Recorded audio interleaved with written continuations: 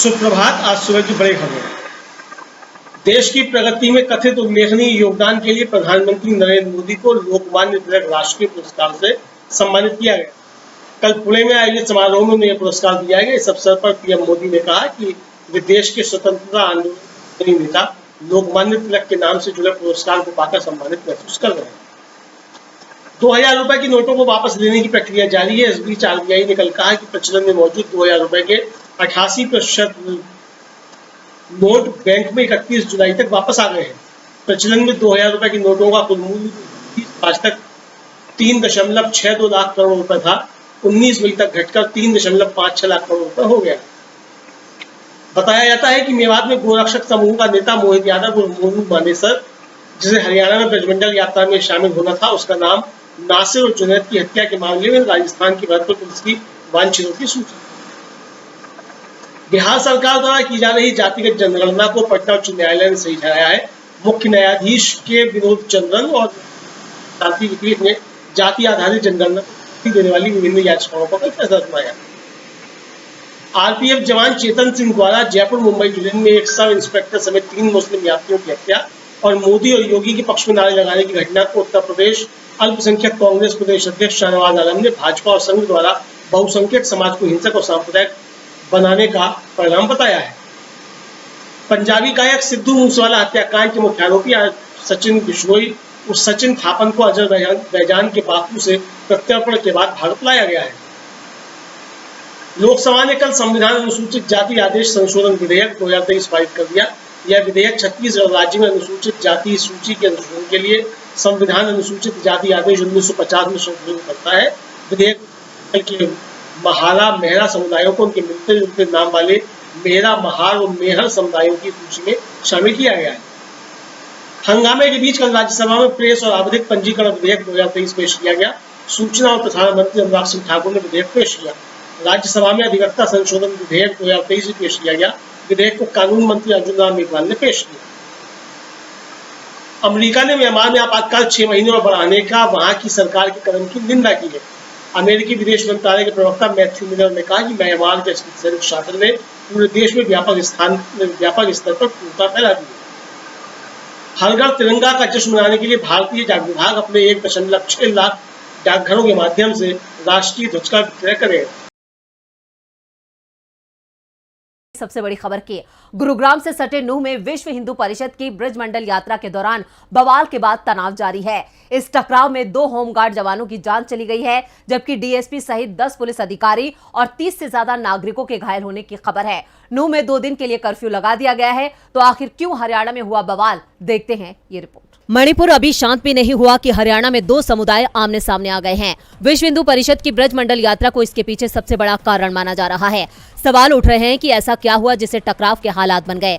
दरअसल राजस्थान के भरतपुर के नासिर जुनैद मामले के मुख्य आरोपी मोनू मानेसर ने एक वीडियो सोशल मीडिया पर जारी किया था।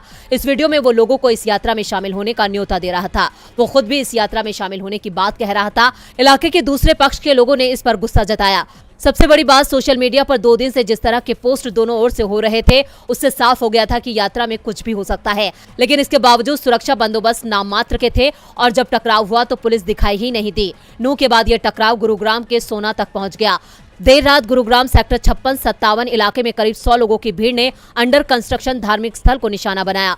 जब मामला हाथ से निकल गया तो राज्य सरकार ने केंद्र से मदद मांगी। केंद्रीय बल की 13 कंपनियों को तैनात किया गया है। नूह में कर्फ्यू लागू कर दिया गया है। 2 अगस्त तक यहां इंटरनेट बंद रहेगा। साथ ही सभी स्कूल कॉलेज मंगलवार तक बंद रहेंगे। परीक्षाओं को रद्द कर दिया गया है। रेवाड़ी, गुड़गांव, पलवल, फरीदाबाद समेत 5 जिलों में धारा 144 लागू कर दी गई है। राजस्थान और यूपी में भी अलर्ट जारी कर दिया गया है। सीएम मनोहर लाल खट्टर ने कहा है कि नूह की घटना दुर्भाग्यपूर्ण है। मैं सभी लोगों से प्रदेश में शांति बनाए रखने की अपील करता हूं। दोषियों को बख्शा नहीं जाएगा, सख्त से सख्त कार्रवाई की जाएगी। विपक्ष का आरोप है कि चुनाव से पहले एक के बाद एक जिस तरह से अलग अलग राज्यों में सांप्रदायिक टकराव की घटनाएं बढ़ रही हैं, उससे सरकार की नीयत पर शक हो रहा है। क्या चुनाव के चलते हरियाणा सांप्रदायिक टकराव हुआ है? क्योंकि लोकसभा चुनाव में अब 7 से 8 महीने ही बचे हैं और हरियाणा से सटे राजस्थान में तो विधानसभा चुनाव का ऐलान 2-2.5 महीने में ही हो जाएगा। चुनावों से पहले हरियाणा में भड़की ये आग सियासी साजिश नजर आ रही है। नजरें तो आज सभी की सुप्रीम कोर्ट पर भी लगी थी। मणिपुर मामले को लेकर आज भी सुप्रीम कोर्ट में सुनवाई हुई। इस दौरान सीजेआई डीवाई चंद्रचूड़ ने बीजेपी सरकार पर सख्त टिप्पणी की है। तो क्या कहा सुप्रीम कोर्ट ने सुनवाई के दौरान, देखते हैं ये रिपोर्ट। सुप्रीम कोर्ट में मणिपुर पर सुनवाई चल रही है और इस दौरान कई बड़े खुलासे हो रहे हैं। कोर्ट यह जानकर हैरान है कि जब राज्य में जातीय टकराव शुरू हुआ तो लगभग 2 महीने तक एफआईआर ही दर्ज नहीं की गई थी। जो 6000 एफआईआर दर्ज की गई उसमें अब तक केवल कुछ ही गिरफ्तारियां हुई हैं। इसके बाद कोर्ट ने मणिपुर के पुलिस महानिदेशक को शुक्रवार दोपहर 2 बजे व्यक्तिगत रूप से कोर्ट में मौजूद होने का निर्देश दिया है। मामले की सुनवाई कर रहे chief justice of India DY Chandrachud, justice JB Pardiwala और जस्टिस मनोज मिश्रा की पीठ ने पुलिस कार्रवाई पर सवाल खड़े कर दिए। सीजेआई ने कहा कि हमें यह लग रहा है कि मई की शुरुआत से लेकर जुलाई के आखिर तक कोई कानून नहीं था।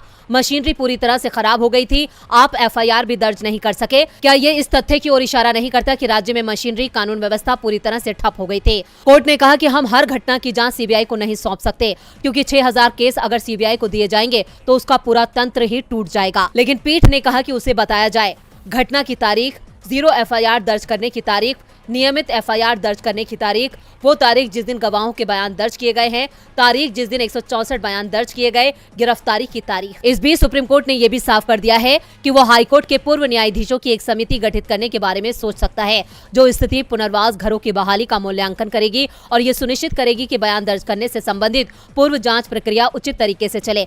इससे पहले कोर्ट ने पीड़ित महिलाओं से सीबीआई के बयान लेने पर रोक लगा दी थी। मणिपुर पर सुप्रीम कोर्ट ने भी सरकार की मुश्किलें बढ़ा रखी हैं। मुश्किलें तो राहुल गांधी ने भी मोदी सरकार की बढ़ा रखी हैं। राहुल गांधी अक्सर वो कर जाते हैं जिसकी उम्मीद किसी को नहीं होती है। देश में लोकप्रियता के मामले में राहुल गांधी आज पहली कतार में हैं। दरअसल राहुल गांधी का एक वीडियो सामने आया है। इस वायरल वीडियो को लेकर ही वो चर्चा में हैं। चलिए जानते हैं ऐसा क्या है उनके इस वीडियो में जिससे बीजेपी हो गई परेशान। कभी ट्रक की सवारी, कभी खेतों में धान की रुपाई, कभी बाइक मैकेनिकों से मुलाकात, कभी मजदूर महिलाओं के साथ बैठकर खाना खाना और अब राहुल गांधी ने एक बार फिर सबको चौंका दिया है। आज सुबह 4 बजे ही राहुल गांधी देश की सबसे बड़ी सब्जी मंडी आजादपुर मंडी पहुंच गए। कुछ दिन पहले यहां से एक सब्जी विक्रेता का वीडियो वायरल हुआ था।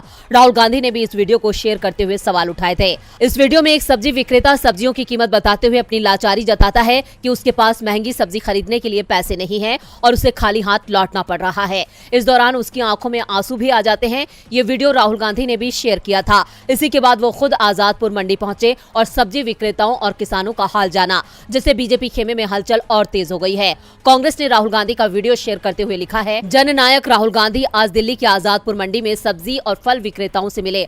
राहुल ने उनकी समस्याओं को जाना और समझा। भारत जोड़ो यात्रा जारी है। सब्जियों की बढ़ती कीमतों से आज पूरा देश परेशान है। वहीं सब्जी बेचने वाले भी परेशान हैं, क्योंकि बढ़ती महंगाई का उनके कारोबार पर सीधा असर पड़ा है। वैसे ये कोई पहला मौका नहीं है जब राहुल गांधी आम आदमी की तकलीफ को जानने उनके बीच पहुंचे हों। इससे पहले राहुल गांधी ने दिल्ली से चंडीगढ़ तक ट्रक की सवारी की थी। फिर अमेरिका में भी उन्होंने वहां के ट्रक ड्राइवर का हाल भी जाना था। वो दिल्ली के करोल बाग में एक मैकेनिक की दुकान पर भी जा चुके हैं। हाल ही में वो हरियाणा में महिलाओं के साथ खेत में धान की रुपाई करते और ट्रैक्टर चलाते नजर आए थे। इसके बाद उन्होंने महिलाओं को दिल्ली बुलाकर अपनी मां सोनिया गांधी और बहन प्रियंका गांधी से भी मिलवाया था।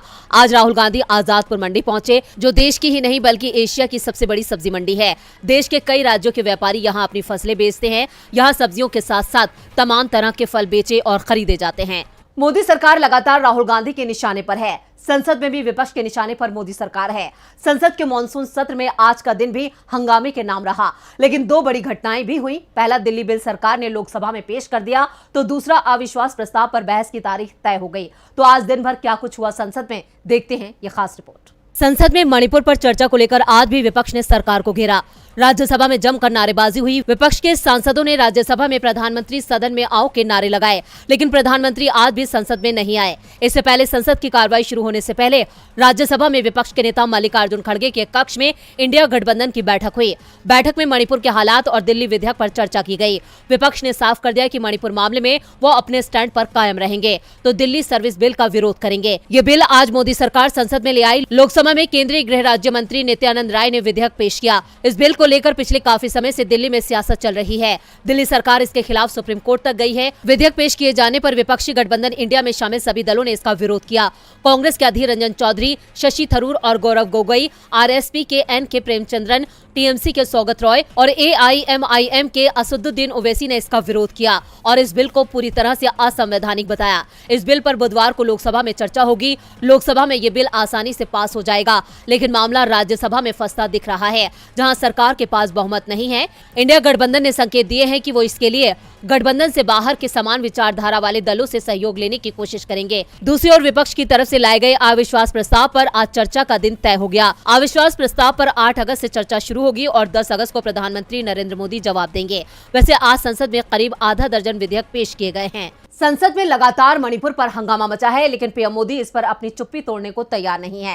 लेकिन बिहार सरकार जातीय जनगणना कराने के लिए पूरी तरह से तैयार है। अब जातीय सर्वे को बिहार हाईकोर्ट ने भी हरी झंडी दिखा दी है। क्या है पूरी खबर, देखते हैं ये रिपोर्ट। बिहार की नीतीश कुमार सरकार को पटना हाईकोर्ट से बड़ी राहत मिली है। जाति आधारित गणना और आर्थिक सर्वे पर पटना हाईकोर्ट ने अहम फैसला सुनाया है।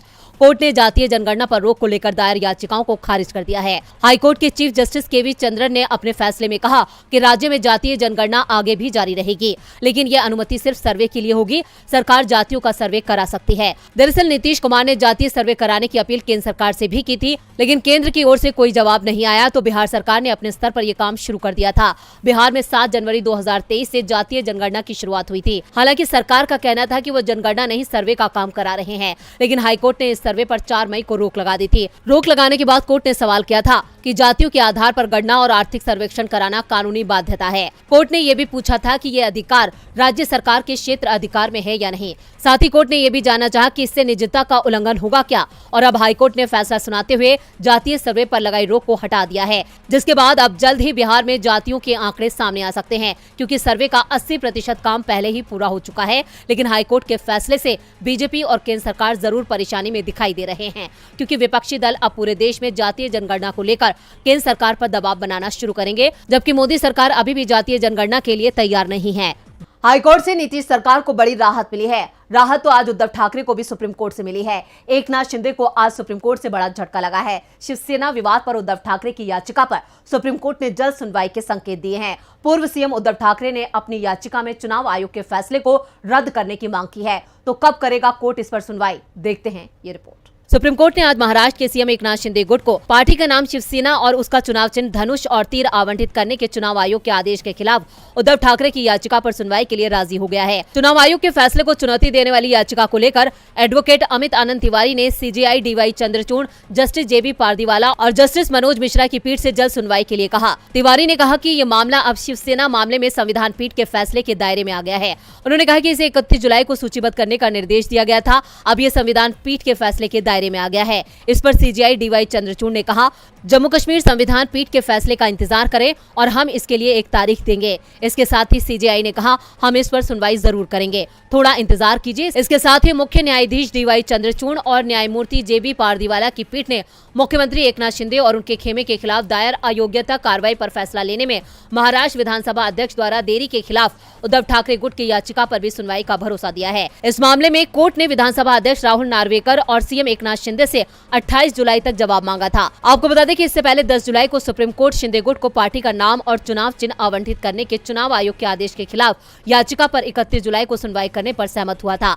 हालांकि याचिका सुनवाई के लिए अदालत के सामने सूचीबद्ध नहीं की जा सकी, लेकिन आज सुप्रीम कोर्ट ने उद्धव ठाकरे को राहत देते हुए कहा है कि इस पर जल्द सुनवाई होगी। कोर्ट के रुख से साफ है कि शिंदे गुट को सर्वोच्च अदालत से बड़ा झटका लगने वाला है। और बुलेटिन के आखिर में बात पूर्व राज्यपाल के बड़े खुलासे की। देश कई समस्याओं से जूझ रहा है, अर्थव्यवस्था बेहाल है, महंगाई मोदी सरकार के नियंत्रण में नहीं है, बेरोजगारी बढ़ती जा रही है, देश के अंदर ही सुरक्षा व्यवस्था सवालों में है, मणिपुर के हालात संभाले नहीं संभल रहे हैं, लेकिन बीजेपी नेताओं को इसकी कोई चिंता नहीं है। बीजेपी फिर चुनावों में अपनी जीत का दावा कर रही है। ऐसे में अब सवाल उठ रहे हैं कि आखिर बीजेपी के इस दावे की वजह क्या है, जिसकी पोल जम्मू कश्मीर के पूर्व राज्यपाल ने खोल दी है। सरकार की तमाम योजनाएं फेल हो गई है, जनता में नाराजगी भी दिखाई दे रही है, लेकिन बीजेपी को कोई चिंता नहीं दिख रही है। पार्टी ने हिंदुत्व और राष्ट्रवाद के सहारे लोकसभा चुनाव जीतने की तैयारी कर ली है। राष्ट्रवाद के लिए एक बार फिर पाकिस्तान को केंद्र में लाया जाएगा, उसे एक बार फिर निशाना बनाया जाएगा, लेकिन पूरी तैयारी के साथ। तैयारी ऐसी कि पाकिस्तान को भी इस बात का पहले से ही पता होगा कि भारत कहां और कब हमला करने वाला है और पाकिस्तान को बदले में कितना रिएक्ट करना है। रिएक्ट उतना ही होगा जिससे बीजेपी को चुनाव में नुकसान न हो। जम्मू कश्मीर के पूर्व राज्यपाल सत्यपाल मलिक ने बीजेपी के प्लान को डिकोड करते हुए डीबी लाइव के कार्यक्रम डीबी डायलॉग में वरिष्ठ पत्रकार प्रशांत टंडन के साथ बातचीत में कहा, कोई ना कोई काम जरूर होगा, चाहे राम मंदिर पे हमला हो, चाहे किसी बीजेपी नेता की हत्या हो, चाहे ये LOC पार करना हो, कोई ना कोई खेल चुनाव से पहले ये करेंगे। मलिक ने दावा किया है कि घटना कोई भी होगी, लेकिन दोष पाकिस्तान को दिया जाएगा, उसके बाद सेना को उतारा जाएगा और संक्षिप्त कार्रवाई होगी। राजनाथ सिंह LOC पार करने की जो बात कर रहे हैं उससे बड़ा संकेत मिल रहा है, क्योंकि राजनाथ सिंह तभी आगे की बात कहते हैं जब या तो उन्हें बयान देने को कहा जाए या फिर राजनाथ को इस बारे में पूरी जानकारी हो। मलिक ने कहा कि इस समय NSA अजीत डोभाल के पश्चिम एशिया के दौरे बढ़ गए हैं। ये सब चुनाव की तैयारियों के सिलसिले में हो रहा है, क्योंकि पूरा खेल सऊदी अरब, पाकिस्तान और भारत सरकार की मिलीभगत से खेला जाएगा। मलिक के बयान से साफ है कि जो भी कुछ होगा वो दिसंबर से फरवरी के बीच में ही होगा, क्योंकि मार्च में चुनावों का ऐलान